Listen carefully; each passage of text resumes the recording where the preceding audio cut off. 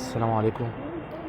هنتكلم النهاردة عن أهم مشكلة في الساحة اللي كله بيتكلم عنها، وهي مشكلة محمد صلاح مع المنتخب. المشكلة دي كل الناس بتحكي فيها، اللي فاهم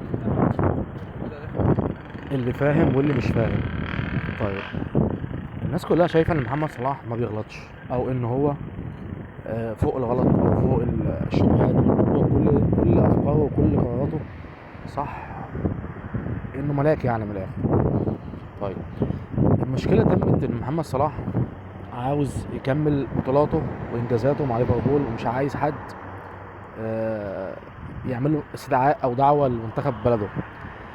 بس أنا حابب أتكلم عن حاجة مهمة قوي، إن محمد صلاح في الموقف دوت فضل مصلحته الشخصية على مصلحة البلد، اللي هو أصلا سبب رؤيته وسبب شهرته وسبب كل حاجة كان منتخب مصر. تمام.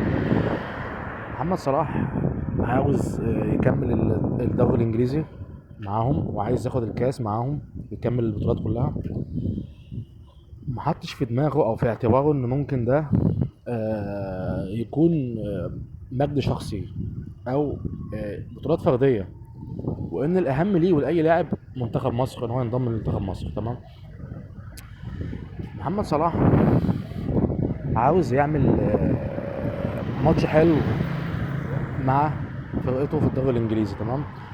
لكن في نفس الوقت برضه هو محتاج ان هو يعدل من نفسه او يعدل من سلوكه، لان هو الفتره الاخيره اصلا ما بيتكلم، يعني هو الفتره الاخيره مش يعني مجهوده او اداؤه او مستواه مع منتخب يعني لا يتعدى 5/10، يعني اقل من نص مجهوده مع ليفربول او مع اي في اي بطوله بقى، الدوري الانجليزي، الشامبيون، مع ان الفرق اللي بيلعبها في اوروبا وكده بتكون فرق تقيله وفرق يعني اقوى من افريقيا 100 مره، فكان الطبيعي ان هو يظهر بمستوى احسن من كده مع الفرق الافريقيه.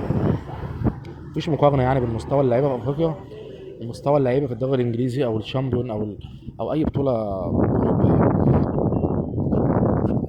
طيب، الاعلام كله ماسك حسام حسن من اول ما مسك المنتخب، واول يوم وهو بينتقده ان هو بيدمر صلاح، ان هو عايز يخليه ما يلعبش تاني، عايزه في نفسنا وفي غيره والكلام دوت، ان هو مش عايزه يلعب عشان ما يجيبش بطولات ويعديه في الارقام القياسيه والكلام التافه ده يعني. اولا حسام حسن مش محتاج اي القاب، او هو حتى يعني هو مش محتاج ان هو ينافس حد، هو اصلا اسمه لوحده في القاره نفسها، قاره افريقيا وبره افريقيا كمان. يعني هو معروف، اسمه معروف يعني، انجازاته وبطولاته وكذا حاجه. طيب، آه، السؤال اللي دايما بيشغلني وبيشغل ناس كتيره قوي، ناس محايده وناس حقانيه، هو ليه الناس دايما شايفه ان صلاح ما بيغلطش؟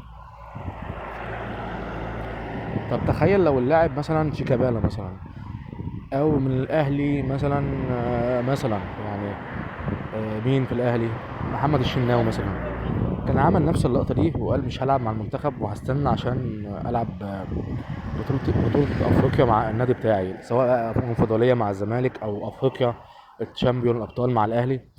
كانت الدنيا اتقلبت وما ما قعدتش، هتقوم مش هتقعد.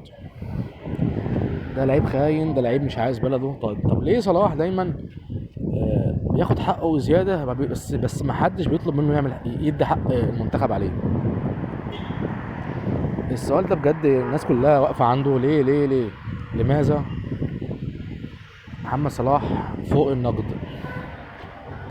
انا شايف ان في ناس بتحبه اكتر من بلدها. انا اشك في حاجه زي دي، يعني حتى لو كلمه قاسيه، بس انا بشوف كده ان اي حاجه صلاح يعملها حتى لو ايه صح، هو دماغه عليها، لا هو تفكيره اعلى مننا. لا طبعا ده غلط يا جماعه، ده غلط.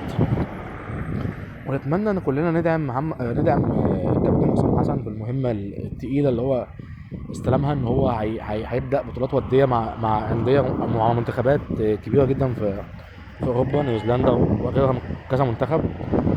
فيا ريت ان احنا ندعمه ونبطل نقد، عشان الكلام ده بيأثر بالسلب عليه، وهيخليه اصلا كده يبدأ ياخد قراراته وحاجاته من قلة تركيز او بخوف. احنا عايزينه يشتغل بحرية، بتلقائية، عشان ياخد فرصته وبعديها نحكم عليه. اتمنى يكون